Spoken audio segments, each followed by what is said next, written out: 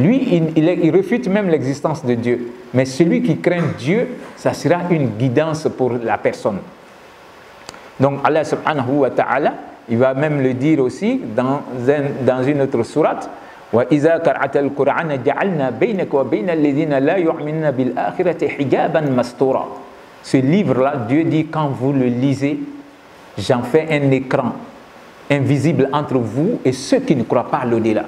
Donc c'est pour vous dire que le croyant qui a ce livre, wallah, il n'a pas besoin d'avoir une bague pour se protéger, ou bien un gris-gris qu'il va mettre dans la poche, ou bien autre chose. Wallah, ce verset que je viens de dire, quand vous l'avez avec vous, c'est une protection déjà pour vous. Wa iza qara'ta al-Qur'an, si vous pouvez lire le Coran, ja'alna baynaka wa bayna alladhina la yu'minuna bil akhirati hijaban mastura. C'est Dieu qui t'informe ici. Quand tu as ce livre et que tu peux le lire, il en fait une protection entre toi et ceux qui ne croient pas qu'il y aura une vie après cette vie éphémère de dunya. Donc, Allah nous dit que ce livre-là sera une guidée pour ceux qui le craignent. Alors, il poursuit en disant « Allazina yu'minuna bil ghaib ». Alors, c'est le livre aussi pour ceux qui craignent Dieu et qui croient à l'invisible. L'invisible, comme on n'a pas vu encore le paradis, mais le Coran nous parle du paradis. On n'a pas vu l'enfer, le Coran nous parle de l'enfer. Alors, la vie tombale, on n'a pas encore vu, on va déposer les gens et puis on se retourne, ils sont là-bas. Donc, le fait qu'on sera ressuscité. Donc, ce sont des choses qui sont dans l'invisible. Mais lorsque vous avez foi en Dieu, alors vous êtes d'accord que ces choses-là sont des réalités. C'est comme Dieu nous parle des génies. Nous, on ne les voit pas. Dieu nous parle des anges. On ne les voit pas, mais on fait foi en notre livre parce que le livre nous a donné des informations par rapport à ces créatures-là. Alors l'être humain doit être d'accord que tout ce qu'il apprend à partir de ce livre est une réalité. Et on est d'accord qu'il y aura une autre vie. Donc cette vie de dunya ne doit pas t'éblouir, t'émerveiller à tel point que tu oublies que tu iras rendre compte de cette vie de dunya. Donc c'est pourquoi Dieu dit, ce livre-là sera aussi profitable pour ceux qui croient à l'invisible. Allazina yu'minuna bil ghaib wa yuqimuna as-salah. Ça sera aussi profitable pour ceux-là. Ces gens qui sont d'accord que c'est Dieu qui m'a créé et il a voulu qu'il y ait 5 prières quotidiennes. Donc ceux qui vont s'acquitter de la prière obligatoire, les 5 prières obligatoires que nous faisons, alors ceux qui vont s'acquitter de ces prières-là, Dieu dit ce livre-là sera une guidance pour eux. Wallah, qu'Allah facilite la prière pour nous, chers frères et sœurs, parce que c'est le socle de notre religion. Le prophète l'a dit, as-salatu imaduddin, al-ahd baynana wa baynahum as-salat wa man tarakaha faqad kafar. Le prophète dit, la prière est le socle fondamental de notre religion. Et la différence entre le croyant et le mécréant, c'est le fait que tu accomplisses la prière. Le jour que tu arrêtes de prier, tu n'es plus musulman. Tu deviens mécréant. Que tu sois djoula, que tu sois quoi, tu n'es plus le croyant.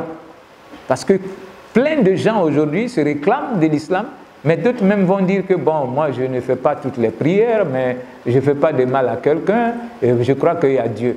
Non, quand tu crois qu'il y a Dieu, alors c'est ce Dieu-là qui te dit, il faut 5 fois par jour rentrer en contact avec moi. Et ce contact-là se fait par le truchement de la prière. Il faut que tu acceptes de te prosterner. C'est ce qui démontre que tu es une créature d'Allah subhanahu wa ta'ala. Mais quand tu refuses la prière, c'est pourquoi, à partir de ce moment, tu n'es plus croyant. C'est tellement important. C'est pourquoi, même ceux qui doivent se marier, ça doit être un serment entre les deux conjoints. Vous voyez que lorsque vous devez entrer avec votre nouvelle femme ou votre nouveau mari, vous devez rendre grâce à Dieu en faisant 2 rakats. 2 rakats pour dire Seigneur merci parce que tu as voulu aujourd'hui, par ta grâce, nous on était en train de voir comment nous unir devant les hommes et devant toi. Donc tu as voulu que notre rêve soit réalité. Nous avons été mariés aujourd'hui. Seigneur, on te dit merci en nous prosternant avec 2 rakats devant toi. Ces 2 rakats-là, c'est pour remercier Dieu. Et en même temps, c'est des rakats de serment entre l'homme et sa femme. C'est pour dire à l'homme La femme dit, tu es mon premier imam aujourd'hui. Tu passes devant moi et je serai derrière toi pour faire 2 rakats. Mais le jour que tu vas arrêter de faire cette prière-là, en venant me dire, bon, j'ai eu une autre religion, le mariage est fini, je ne suis plus ta femme. Et la femme aussi, c'est ce que l'homme est en train de te dire avec les 2 rakats. Nous nous sommes basés sur la foi, la conception de Dieu étant commune. Le jour que tu vas arrêter la prière que nous allons accomplir ensemble, sois sûr que mon mariage est fini aussi, je ne veux plus de toi comme épouse. Donc, une fois de plus, Allah nous dit ici que ce livre-là sera profitable à ceux qui vont s'acquitter des 5 prières quotidiennes. Parce que dans la prière quotidienne, ça te permet de réviser le livre. Ça te permet de connaître que, bon, je connais des sourates, alors je vais les lire de temps à autre pour que je puisse garder une partie de ces livres-là dans mon cœur. Donc, ça sera la guidance aussi pour ceux qui savent s'acquitter de leurs 5 prières. Et Allah poursuit en disant « Wa mimma razaqnahum yunfiqun » Ce sont ceux aussi qui peuvent s'acquitter de leur aumône, leur zakat. Donc Dieu aime ceux qui font la prière et chaque fois quand ils vont remplir les conditions de la zakat, alors ils payent leur zakat. Pour vous dire que Dieu aime ceux qui prient et qui payent leur zakat en tant que croyants. Alors la zakat, il faut remplir simplement les conditions. Parmi les conditions, il faut avoir, actuellement chez nous ici, notre fondation de la zakat a calculé, si vous avez 357 000 francs et que l'année s'écoule sur vos 357 000 francs, vous ne devez à personne, alors vous allez regarder dans votre compte d'épargne, vous avez 357 000 francs ou plus, vous avez 1 million, 10 millions, donc vous divisez ça en 40 et ça vous donne le nisab, c'est-à-dire vous avez le nisab et ça vous donne ce que vous devez donner maintenant comme votre zakat. Donc c'est par exemple quelqu'un qui a 1 million doit donner 25 000 francs comme sa zakat. Si vous avez épargné 1 million toute une année, alors vous allez regarder dans votre compte, vous retirez seulement 25 000 francs. Subhanallah. Comme Dieu est miséricordieux. Parce que tellement l'être humain aime l'argent, s'il disait de prendre peut-être 500 000, on va dire, ça c'est beaucoup. Voilà. Donc s'il disait aussi 100 000, on va calculer, 100 000 ce n'est plus 1 million, c'est devenu... Il te demande 25 000 francs, subhanallah, sur 1 million. Donc c'est comme ça que vous devez calculer. Alors ceux qui aiment donner la zakat, ce sont des gens aussi qui sont humbles comme ceux qui aiment prier. Et si tu sais donner la zakat, c'est que tu es honnête entre toi et Dieu. Parce que personne ne sait ce que toi tu caches derrière toi dans ton compte ou bien dans ta maison. Mais c'est toi qui dois dire, comme je prie, alors je vais voir aussi combien Dieu m'a donné toute l'année durant. Ça a dépassé 350 000, alhamdulillah. Parce que combien de gens qui sont affamés, qui ne peuvent pas avoir leur nourriture. Dieu me permet, moi, de garder de l'argent jusqu'à ça dépasse 350 000.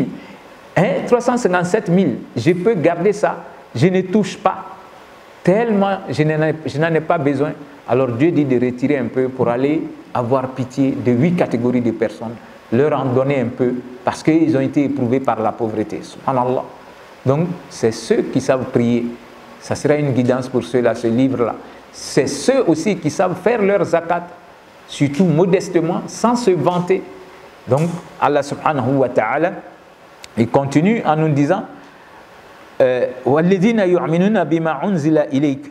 Ce sera la guidance aussi pour ceux qui ont cru en ce qui t'a été révélé, qui est le Coran. Donc, nous sommes dans ce groupe-là.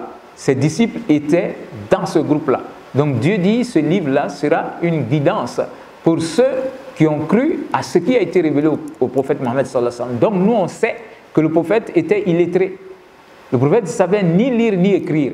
Mais c'est lui que Dieu a choisi. Il a doté de tous les bons caractères et il a fait qu'il mémorisait le livre. Quand il recevait la révélation, il disait aux scribes, écrivez ceci. Et puis après, il leur disait, relisez pour moi. Quand ils font une erreur, il dit non, c'est pas ce qu'on m'a dit. Donc, il les amène à corriger. Lui, n'oubliez pas ce que Dieu lui révélait. Donc, Allah subhanahu wa ta'ala a fait que ceux qui étaient ses contemporains, comme nous-mêmes, on croit que ce livre-là n'est pas, si vous voulez, l'œuvre du prophète qui ne savait ni lire ni écrire, mais ça venait d'Allah subhanahu wa ta'ala. Donc, Allah dit, وَمَا أُنزِلَ مِنْ قَبْلِكَ. Donc, ce qui a été révélé comme les autres livres, la Torah, l'Évangile et autres, ceux qui ont cru en ça, nous en tant que croyants, on sait que la Torah et l'Évangile et les autres, comme le psaume de David, ça a été révélé. Ce sont des livres qui ont été donnés avant le Coran. Donc, on croit. Mais est-ce que ces livres-là sont restés intacts? Non. Les gens ont eu à falsifier ces livres-là. Ça, c'est la réalité. C'est Dieu aussi qui nous donne l'information à partir du Coran. وَالَّذِي أَرْسَلَ رَسُولَهُ بِالْهُدَى وَدِينِ الْحَقِّ لِيُظْهِرَهُ عَلَى الدِّينِ كُلِّهِ وَلَوْ كَرِهَ الْكَافِرُونَ وَلَوْ كَرِهَ الْمُشْرِكُونَ. Donc Allah subhanahu wa ta'ala, il nous dit ici, c'est lui qui a envoyé son messager avec la religion des droitures et avec cette révélation pour venir avoir la suprématie sur tout ce qui est venu avant. Donc ces livres-là ont été révélés, mais Dieu a envoyé le Coran pour parachever la révélation. Donc tout ce que tu vas trouver dans ces livres, tu trouves ça dans le Coran, mais il y a des choses dans le Coran que tu ne pourras pas avoir dans ces livres-là, parce que le dernier message de Dieu, c'est le Coran. Donc Allah subhanahu wa ta'ala, il nous dit que ceux qui vont avoir la guidance provenant de lui-même, ce sont ceux qui prient, ce sont ceux qui font la zakat, ce sont ceux qui ont cru que le Coran est venu de Dieu lui-même, et ce sont ceux qui ont cru aussi qu'il y a eu des livres révélés avant le Coran. Donc, alhamdulillah, on peut considérer que nous sommes dans ce groupe-là. Wabil akhirati hum yuqinun, et ils croient qu'il y aura l'akhira, c'est-à-dire il y aura une autre vie où on va se retrouver, on sera ressuscité pour être jugé. Donc, quand on parle de l'akhira, c'est l'au-delà. Alors, il y a des gens qui vous disent que non, non, non, c'est pas vrai. Quand tu meurs ici, voilà, tu vas sortir dans un autre pays là-bas. Voilà, tu vas sortir. Si tu étais bien ici, tu sors homme là-bas. Mais si tu étais mauvais, tu sors comme un margouillat ou bien agouti, les gens vont te manger. Ça, c'est l'incarnation. Il y a d'autres qui croient comme ça. Hein? Pour eux, là, quand les gens meurent, là, ils s'en vont sortir ailleurs. Subhanallah. Depuis tes grands aïeux sont morts, ton père, ta mère, personne ne t'a dit que je les ai vus, soit en Asie ou en Amérique ou quelque part là-bas. Quand on meurt, Dieu, il garde l'âme, mais ta tombe là, peut-être on peut raser même. Donc nous, on croit qu'il y a la vie après la mort. Wallah, si tu ne crois pas à cela, ce n'était même pas la peine que toi tu viennes vivre. Donc Allah nous dit, ça sera une guidance aussi pour ceux qui croient que l'akhira est une réalité venant d'Allah subhanahu wa ta'ala. Dieu dit ceux-là, ils sont dans la voie que Dieu a tracée pour eux. Ce sont ceux-là qui seront sauvés. Donc qu'Allah fasse que la foi qu'il nous a donnée, qu'on puisse la garder. C'est pourquoi le prophète lui-même, après chaque prière, il demandait l'assistance de Dieu. Le musulman doit être entre la crainte et l'espoir. Il ne faut pas taper ta poitrine pour dire « Ah, moi je suis musulman, ouais, dans la nuit je me lève pour prier, je fais ce... » Il ne faut pas te vanter. Wallahi, tu ne sais pas comment tu vas mourir. Comme tu ne sais pas. Donc il faut être entre la crainte et l'espoir. La crainte, est-ce que Dieu accepte mes prières? Est-ce que Dieu accepte mes sadaqas? J'ai eu à faire beaucoup de zakat. Est-ce que ça a été... Donc tu crains. Et après, il y a l'espoir pour dire que Dieu ne ment pas. Le prophète nous a dit que le droit de Dieu sur nous, c'est qu'on l'adore et qu'on ne lui associe point d'autre divinité. Alhamdulillah, je n'ai pas de fétiche. Quand j'ai des problèmes, j'explique à Dieu seulement. Je n'ai rien dans ma poche, ni au tronc, ou bien quelque part caché. Je n'ai pas de statut. C'est Dieu seul que moi j'adore. Wallah, et si tu adores Dieu sans lui associer de divinité, ton droit maintenant sur Dieu, c'est le prophète qui le dit, alors il faut que Dieu te donne son paradis. Subhanallah. Donc, ceux qui sont en train d'adorer Dieu là, il ne faut pas se moquer de ceux qui n'ont pas encore vu la voie.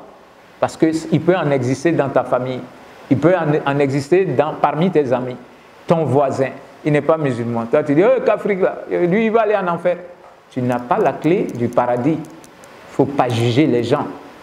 Donc, si tu penses que Dieu t'a mis sur la voie, chaque prière, à chaque prière, il faut demander à Dieu de t'assister. Allahumma ya muqallib al-qulub thabbit qalbi ala dinik. Seigneur, toi qui fais tourner les cœurs, fasse que mon cœur soit stable avec la foi. Le prophète lui-même, wallahi, il allait visiter le paradis et l'enfer. Et c'est sûr qu'il va aller au paradis. Il y a même une place réservée pour lui. Mais chaque prière, il faisait cette bénédiction-là. Il veut nous éduquer. Sinon, lui, son entrée au paradis est sûre. Mais il ne se vantait pas avec. Ses disciples étaient comme ça. Abu Bakr disait que si lui, il arrive là-bas, après le jugement, si son pied droit est entré, tant que le pied gauche n'est pas entré, il n'est pas sûr s'il va entrer au paradis. Alors que le prophète dit que Abu Bakr sera la première personne qui va entrer après lui au paradis. Subhanallah. Eux, on leur a dit dans leur existence qu'ils vont entrer au paradis. Mais ça dit, ils avaient peur. Est-ce que ça va se réaliser? Ce n'est pas comme s'ils ne croient pas en Dieu. Mais ils se disent, comment je vais mourir? Parce qu'on ne sait pas où on va mourir, quand est-ce qu'on va mourir et comment je vais mourir, dans quelles circonstances. Donc ça doit être pour nous tous, chers frères et sœurs. Alors Allah subhanahu wa ta'ala, il nous montre la première catégorie de personnes et nous prions Allah subhanahu wa ta'ala que nous soyons dans cette catégorie et qu'on puisse mourir avec cette foi-là, qui est qu'il n'existe que Dieu seul, il n'a pas de semblable et le prophète Mohammed sallallahu alayhi wa sallam est son messager pour toute l'humanité. Alors, deuxième catégorie de personnes, Dieu poursuit en nous disant Inna lezina kafaru sawa'un alayhim anzartahum am lam tunzirhum la yu'minun. Dieu dit, il y a des gens, il y a des gens qui ne croient pas, qui réfutent. Et donc ceux-là, il dit à son messager, que tu les avertisses ou pas, ils vont tout le temps nier l'existence de Dieu. Et est-ce qu'aujourd'hui, il n'y en a pas? Il y a des gens, quand ils te voient venir à la mosquée, ils rient de toi. Il y a des gens, quand ils te voient bien habillé, décemment, en tant que femme, oh, celle-là s'est fait comme une vieille. J'ai profité de ma vie. C'est-à-dire qu'elle s'habille d'une manière indécente. Voilà, tu la vois, elle veut faire comme les petites filles aussi, avoir les collants, jusqu'à les collants sont devenus moulants. Alors, on porte un petit truc et c'est humiliant pour une femme. La femme, quand elle est habillée décemment, les gens te respectent. Mais une fois que tu t'es déshabillé, ça veut dire, l'habillement c'est un code. Ça veut dire, je suis à la portée de tout le monde. Peut-être tu vas regarder celui-là et dire que, ah non, toi tu m'as bien regardé, mais il y a quelqu'un d'autre qui peut t'aborder facilement à cause de ton habillement.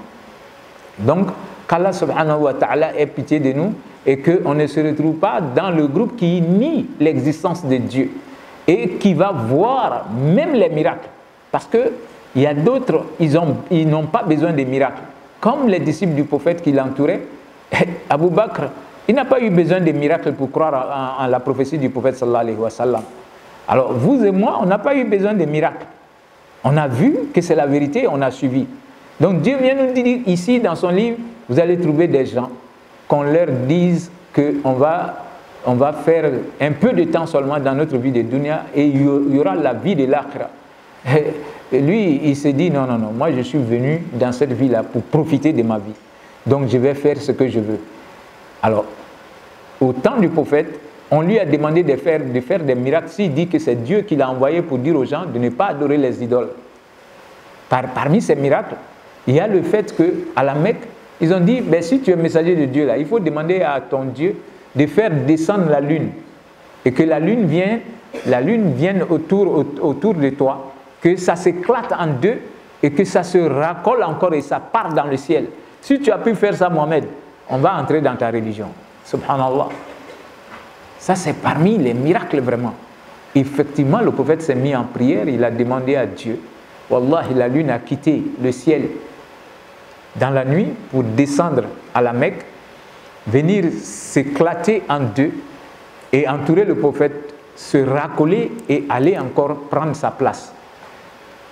Ça s'est passé devant tous les grands de la Mecque, mais comme Dieu n'a pas ouvert leur cœur à la foi, ils disent non, ta magie là, vraiment c'est fort. Wallah.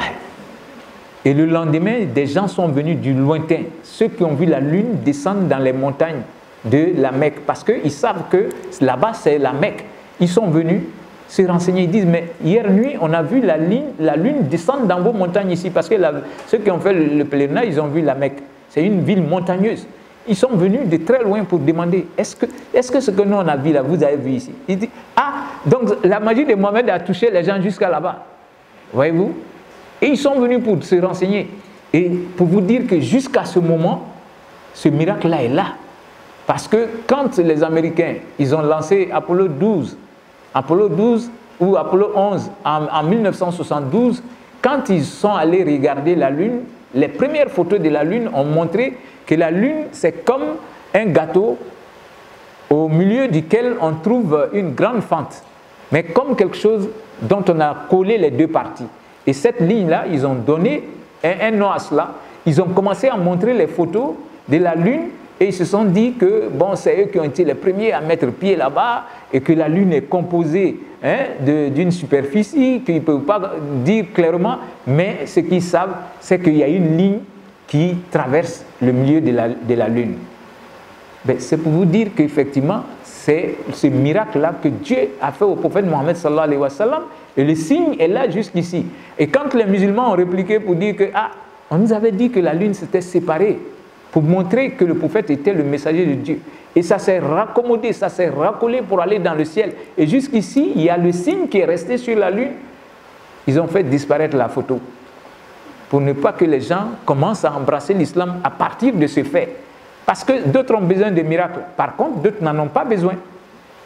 Voyez-vous, d'autres n'en ont pas besoin. Donc Allah nous prévient. Il y a des gens que vous leur dites que Dieu existe ou pas, eux, ils ne vont jamais croire. Donc cette catégorie de personnes, on doit prier Dieu qu'on ne se retrouve pas là-dedans. C'est pourquoi même les grands messagers, Wallah, ils priaient comme Ibrahim en disant Rabbi jnubni wa bani an na'bud al-asnam. Seigneur, fasse que moi et mes enfants, mes arrière-petits-enfants, qu'on n'adore jamais les idoles. Donc ceux qui sont en train d'adorer les idoles au temps du prophète, ils avaient 360 idoles. Dieu nous dit, les mécréants là, que tu leur dises tout, ils ne vont pas accepter. Donc quand ils n'ont pas accepté cela, après ils ont dit au prophète, bon, si tu dis que tu es le messager de Dieu là, Safa et Marwa, ça c'est deux montagnes, des monticules qui se retrouvent actuellement dans la mosquée. Ils ont dit au prophète, si tu dis que toi, tu es messager de Dieu, il faut dire que Dieu n'est qu'à transformer ces deux monticules en or. Parce que l'arabe aime l'argent aussi. Dieu n'est qu'à transformer ça en or pour nous. Ça est dans notre ville ici, ça n'a qu'à être en or. Là, on va croire en ta prophétie. Et puis, on va te demander encore de dire à Dieu, parce que chez nous ici, on ne peut rien produire, on ne peut pas cultiver. Dieu, il n'est qu'à envoyer les montagnes loin de la Mecque. Que ce soit la terre, c'est-à-dire cultivable, qu'il y ait les sources d'eau et tout ça. Parce que nous, on vit dans les montagnes ici. Donc, il faut dire à ton Dieu, là, s'il peut faire tout ça, on va croire. Alors, le prophète, pour que les gens puissent venir à la religion, il a voulu demander, mais Dieu lui a dit, si tu demandes, si j'ai fait, et qu'ils ne croient pas, je vais les anéantir.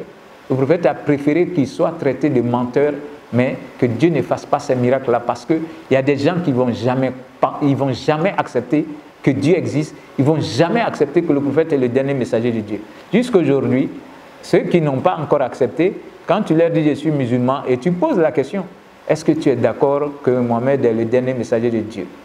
S'il veut être honnête avec toi, il va dire oh, c'est un imposteur, on n'est qu'à être bon, mais si, bon, par respect, et puis bon, je veux la paix dans mon pays, tu fais pour toi là, bon, sinon, si tu veux ce qui est dans mon cœur, je te dis la vérité, je ne crois pas.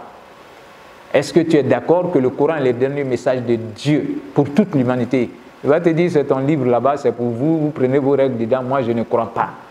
Mais c'est pourquoi, si quelqu'un, il vient, il veut se marier à ta fille, s'il ne croit pas que Dieu, que toi tu adores existe, il ne croit pas que le prophète est son dernier messager, mais tu dois avoir peur d'envoyer ta fille là-bas parce que ta fille aussi, que tu avais éduquée religieusement, va refuser, puisque la femme suit la religion de son mari. Donc Allah subhanahu wa ta'ala nous prévient ici pour dire qu'il y aura des gens comme ça et on doit tout le temps prier Dieu que nous et nos progénitures, qu'on n'adore pas les idoles comme des gens continuent d'en avoir. Il y a des gens qui ont des idoles dans leur maison. Wallah, jusqu'ici, il y a des gens, ils disent même que oui, c'est mon père qui m'a donné ça en héritage, moi je suis grand commis de l'État et tout, mais je ne peux pas laisser ça. Voilà, ça c'est ma culture et puis bon, j'ai vu mon père faire comme ça, je vais continuer. Il y en a dans toutes les ethnies. Voilà, il n'y a pas d'ethnie spécialement pour ça. Il y en a dans toutes les ethnies. Ils ont des idoles jusqu'ici. Et il y a d'autres même qui vont à la mosquée, qui pensent qu'ils sont à la mosquée, mais quand ça chauffe là, ils disent, ah vraiment, moi je m'en vais au village, parce qu'au village là-bas, on a notre forêt, ou bien il y a une rivière là-bas, si tu envoies un sac de riz là-bas pour aller pleurer et puis appeler les mannes des aïeux, mais tu es en train d'associer autre chose à Dieu. Hein? Ça, il faut le connaître. Voilà, donc Dieu dit ceux-là, qu'on leur dise que Dieu existe ou pas, ils ne vont pas croire. Donc c'est pourquoi Ibrahim, alayhi salam, il disait Rabbi jnubni wa bani an na'bud al-asnam. Rabbi ja'alni muqima as-salat wa min dhurriyyati rabbana wa taqabbal du'a. Ça sont des doigts, c'est-à-dire des invocations qu'on doit connaître parce que c'est des invocations qui viennent du Coran. Si vous les connaissez, c'est sûr que ça sera exaucé. Voilà. Dire Rabbi ja'alni muqima as-salat wa min dhurriyyati rabbana wa taqabbal du'a. Seigneur, fasse que je sois moi et ma progéniture, ma descendance, Seigneur, fasse qu'on soit des gens qui vont s'acquitter de la prière.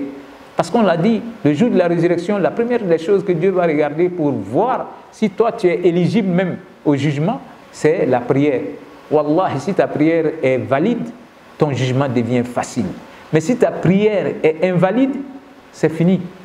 Il n'y a plus de dossier là-bas.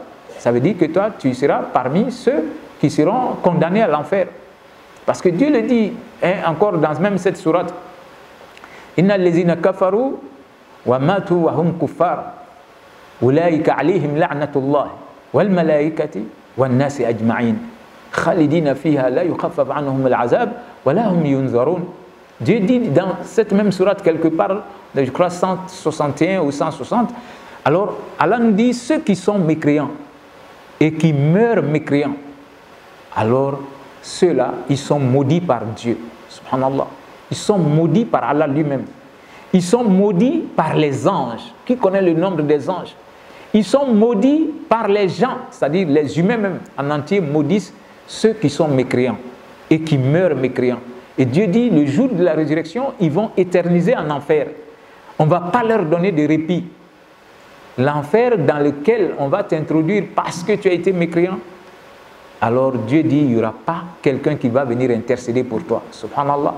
Parce que d'autres vont entrer en enfer, mais Dieu, à un moment donné, il aura pitié et il va permettre qu'on aille intercéder pour d'autres personnes. Mais si tu es mort mécréant, ton fils ne viendra pas, ton ami ne viendra pas.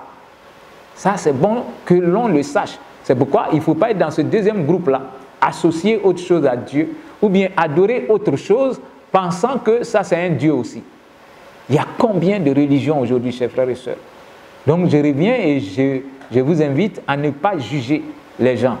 Vous devez prier même pour ceux qui sont dans cette voie-là, pour que Allah les amène à voir la vérité de Dieu et qu'ils embrassent l'islam. Donc il faut être quelqu'un qui va amener ses semblables à venir vers l'islam. On peut le faire par la bonne parole, on peut le faire par son comportement, comme le prophète l'a fait par son comportement. Le prophète sallallahu alayhi wa sallam, par son comportement, il a emmené plein de gens à l'islam. Et l'exemple palpant, c'était quelqu'un qui était son voisin, qui balayait et qui jetait la saleté devant la porte. Et le prophète sallallahu alayhi wa sallam, quand il se levait, il ne faisait pas de palabres, il balayait les deux devantures et il va jeter la saleté au dépotoir. Et puis un jour, il sort, il trouve que, bon, chez le monsieur, ce n'est pas balayé. Il va dire, mais pourquoi il n'est pas, c'est pas propre devant chez lui aujourd'hui? On va dire c'est parce qu'il est malade. Le prophète va balayer, parce que c'est le droit du voisinage, il va balayer sa devanture et il va aller jeter la saleté. Il va demander la permission d'entrer chez lui. Alors quand il est entré, le monsieur va se renseigner, vous êtes là pourquoi? Le prophète va dire, je suis là parce que j'ai appris que vous êtes malade. Comme vous êtes mon voisin, pour le droit du voisin sur son voisin, je suis obligé de venir prier pour toi. Il va dire, mais comment même tu as su que je suis malade? Le prophète va dire, c'est par la devanture. J'ai vu que ta devanture est sale, moi j'ai balayé. Et donc, comme tu es mon voisin, il faut que je vienne prier pour toi. Wallahi, ce geste-là a touché le monsieur. Toi, tu provoques quelqu'un tous les jours. Le jour où il a l'opportunité de se venger sur toi, il fait mieux que toi. Alors, celui-là va embrasser l'islam. Il dit vraiment, tu es le messager de Dieu par ton comportement. Quelqu'un qui viendra aussi une fois, il va venir entrer dans la mosquée, il a vu ses biens et il s'est mis à uriner. Parce qu'il y avait le sable dans la mosquée du prophète sallallahu alayhi wa sallam. Il s'est mis à uriner. Les gens se sont levés et on voulait l'abattre en même temps. Le prophète dit, laissez-le finir. Ah, il était étonné, il s'est mis à l'aise. Le prophète dit, allez chercher un seau d'eau pour verser sur ce qu'il a fait. Donc ils sont venus verser le seau d'eau. Le prophète lui a demandé de s'asseoir avec lui. Quand il s'est assis, il lui a demandé d'où tu viens. Il n'était pas de Médine. Voilà, il n'était pas de Médine, il ne connaît pas. Il a dit, bon, je viens de tel village. Alors le prophète lui a dit, ici, tu vois, on l'a entouré et c'est propre. C'est ici que nous, on adore le Créateur des cieux et de la terre. Donc ici,